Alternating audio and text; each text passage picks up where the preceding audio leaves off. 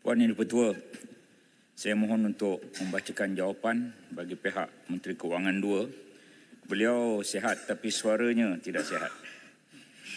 Maka saya akan membacakan satu persatu jawapan yang diberikan.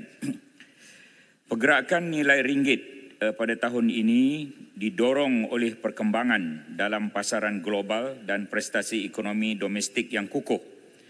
Sejak 2022, kadar dasar yang lebih tinggi di negara ekonomi utama telah menarik dana pelabur dari negara membangun termasuk Malaysia.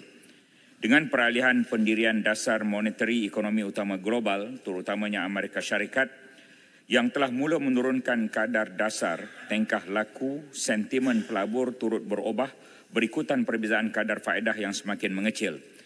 Perkembangan ini telah menyebabkan kesanggupan mengambil risiko, risk appetite, pelabur terhadap mata wang pasaran yang pesat membangun dengan izin emerging market currencies termasuk ringgit untuk meningkat.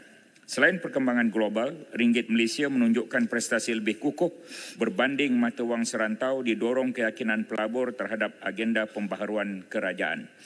Pendekatan kerajaan meyakinkan kerana mengambil pendekatan pertamanya menetapkan hala tuju jelas melalui kerangka ekonomi madani dan keduanya menyusuli dengan pelaksanaan pembaharuan dasar termasuk Akta Keuangan Awam dan tanggungjawab fiskal serta penyasaran subsidi elektrik, air dan diesel.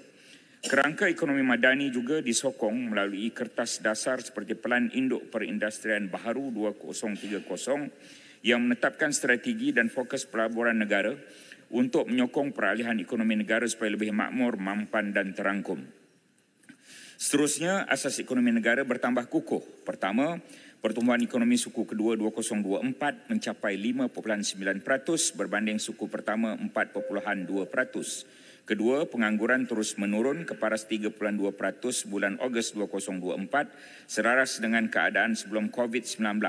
Dan ketiga, inflasi Ogos 2024 pada 1.9% kekal pada tahap terkawal berbanding 2% untuk 3 bulan sebelumnya.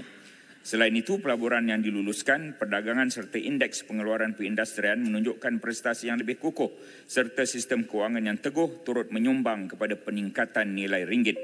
Kerajaan dan Bank Negara Malaysia juga telah mengambil tindakan terselaras untuk menggalakkan pendapatan pelaburan asing dibawa balik dan ditukarkan pada ringgit oleh syarikat berkaitan kerajaan GLC dan korporat. Langkah ini membantu mewujudkan aliran dua hala yang lebih rancak dalam pasaran pertukaran asing domestik, seterusnya membantu mengukuhkan nilai ringgit.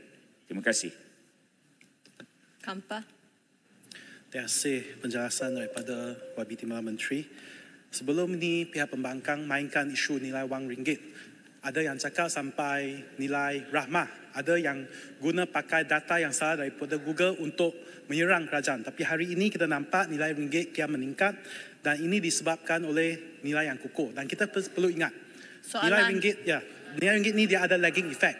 Apabila kerajaan baru naik, dia bukan terus naik. Dia akan sekarang 2 tahun kita nampak efek dia. Jadi soalan saya.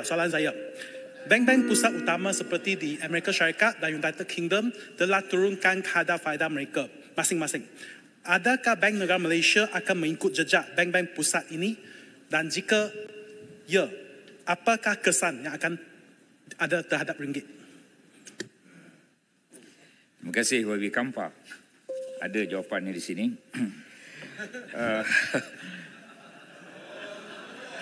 Soalan bocor. Saya mengakui bagi pihak Kementerian Keuangan soalan bocor. Kalau tidak, saya tak boleh menjawab walaupun saya tahu jawapan. Walaupun boleh menjawab, tapi tidaklah boleh memandai-mandai dah di kementerian lain ni. Jawapannya begini.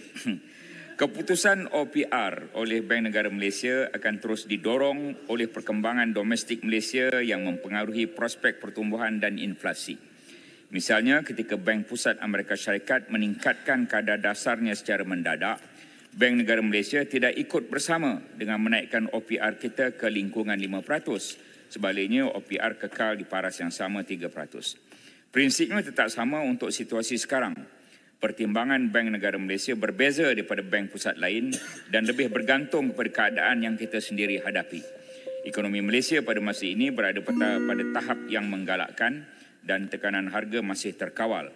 Paras OPR pada masa ini adalah kondusif dalam menyokong pertumbuhan ekonomi. Terima kasih. Bagan Surai. Assalamualaikum warahmatullahi wabarakatuh. Terima kasih kepada Puan Speaker. Terima kasih kepada Timbalan Menteri